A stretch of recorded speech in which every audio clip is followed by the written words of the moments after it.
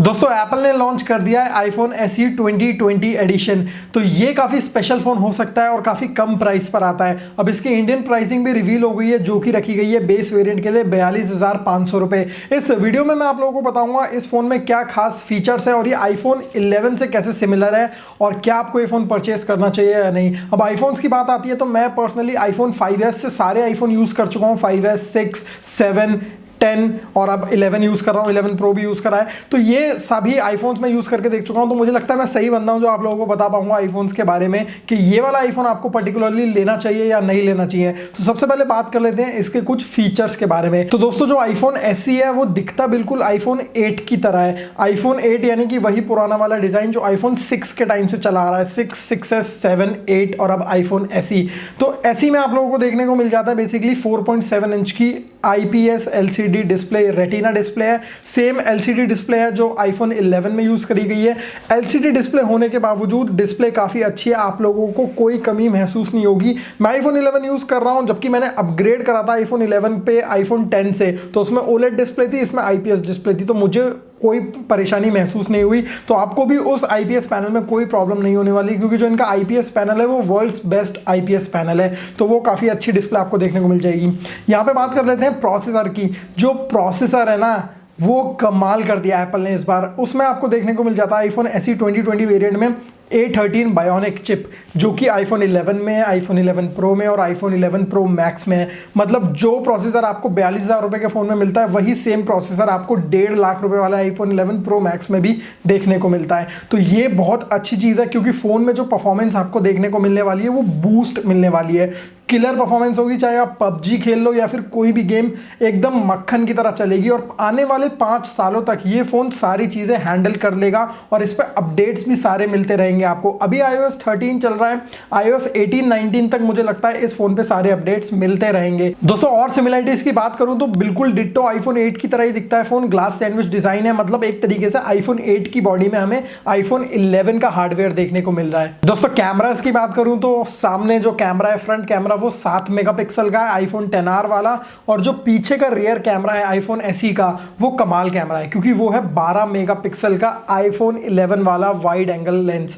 अब wide angle lens है, ultra wide angle lens नहीं है, मतलब 12 मेगापिक्सल को आपको काफ़ी अच्छा कैमरा देखने को मिल जाता है आईफोन SE में। लेकिन एक छोटी सी कटौती करी है आईफोन SE के साथ, इसमें आपको नाइट मोड देखने को नहीं मिलता। अब नाइट मोड आईफोन 11 और 11 प्रो का इतना कमाल है जो रात को दिन बना देता है। मैं पर्सनली बहुत फोटोज लेता हूँ रात में, मस्त आती हैं एकदम।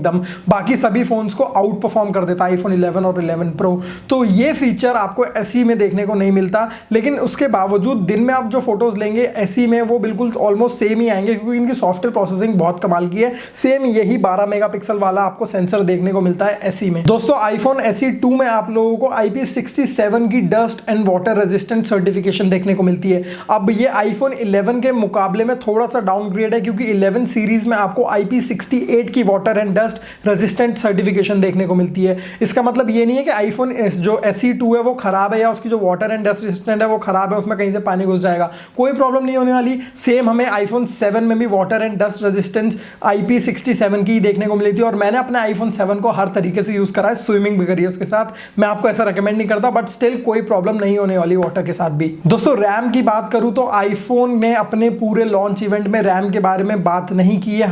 एप्पल हमेशा ही ऐसा करता है, कभी बात नहीं करता है, लेकिन मुझे ऐसा अज्यूम हो रहा है कि रैम 3 GB होगी, क्योंकि जो हार्डवेयर है वो एकदम लेटेस्ट वाला है, तो 3 GB रैम तो होगी ही होगी, उससे ज्यादा की जरूरत भी नहीं और उससे कम का मतलब ही नहीं बनता। दोस्तों बैटरी की अब बात कर लेते हैं। तो बैटरी भी हमेशा की तरह एप्पल ने नहीं बताई है कि कितने mAh की बैटरी आने वाली है। जब फोन मार्केट में आ जाएगा तभी हम चेक कर पाएंगे कितने mAh की बैटरी है, बट एप्पल ने बोला है 13 घंटे का आपको वीडियो प्लेबैक टाइम मिल जाएगा। 13 घंटे काफी होते हैं, लेकिन आईफोन 10R और 11 में 17+ घंटे का देखने को मिलता था, तो इसके मुकाबले 5 घंटे का कम उन्होंने लिख करके दिया। तो मुझे ऐसा लगता है बैटरी तकरीबन 1700-1600 mAh के आसपास होनी चाहिए। मैं कुछ क्लेम नहीं कर रहा हूं, लेकिन जब फोन बाहर निकल करके आएगा तब हम चेक जरूर करेंगे कितने mAh की बैटरी है। दोस्तों फोन बहुत अच्छा है, फोन में कोई कमी नहीं है। कमी बताइए क्या है? कमी ये है कि इस फोन का प्राइस इंडिया में थोड़ा सा ज्यादा हो गया है। मुझे पता है ये फोन इंपोर्ट हो रहा है, इंडिया में नहीं मैन्युफैक्चर हो रहा है। अब इस फोन के जो बेस वेरिएंट का प्राइस है ना यूएस में, वो है $400।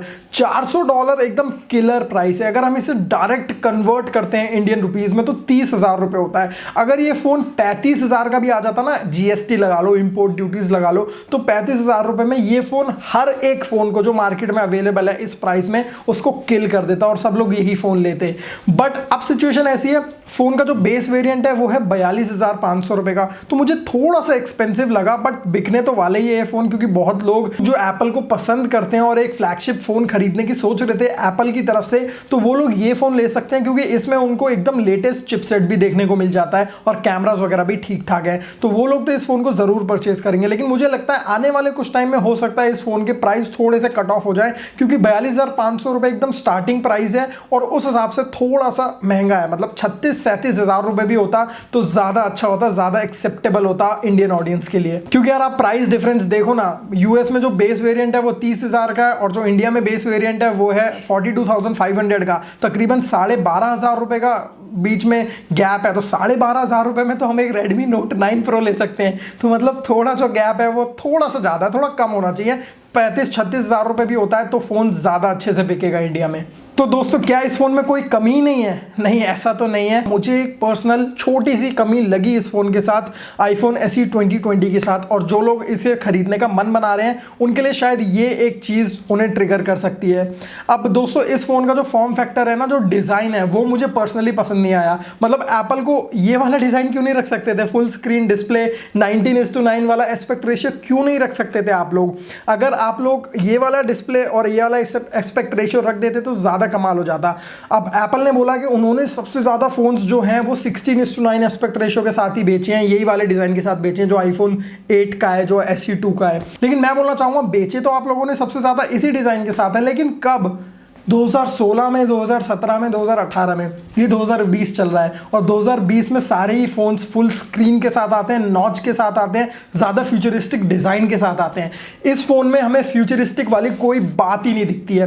मतलब फ़ोन बिल्कुल पुराना सा ही लगता है, iPhone 8, 7 जैसा ही लगता है देखने में। और एप्पल की जितनी भी एसेसरीज हैं iPhone 7 की और iPhone 8 की, वो काम करेंगी iPhone SE 2 के साथ। तो वो एक छोटी सी मुझे प्रॉब्लम लगी। अगर मैं इस फ़ोन को किसी कारण की वजह से खरीदने से रुकूंगा तो वही यही कारण होगा कि इस फोन का जो डिजाइन है वो पुराने जमाने जैसा है, और इस वन हैंड यूजेज के लिए अच्छा है लेकिन स्टिल पुराने जमाने जैसा है। और जो डिस्प्ले का एस्पेक्ट रेशियो है वो भी 16:9 है। तो दोस्तों वीडियो पसंद आया तो वीडियो को देना एक बड़ा सा लाइक। मेरा नाम है प्रिंस, आपका भाई आपके लिए रोज अमेजिंग टेक्नोलॉजी से रिलेटेड वीडियोस बनाता है। तो चैनल को सब्सक्राइब करके जरूर जाना और बेल आइकन भी दबा देना, ताकि जब भी मैं अपनी लेटेस्ट वीडियो डालूं आप लोगों को पता चल जाए। मेरा नाम है प्रिंस, मिलता हूं नेक्स्ट वीडियो में, तब तक ध्यान रखो अपना, बाय बाय, टेक केयर।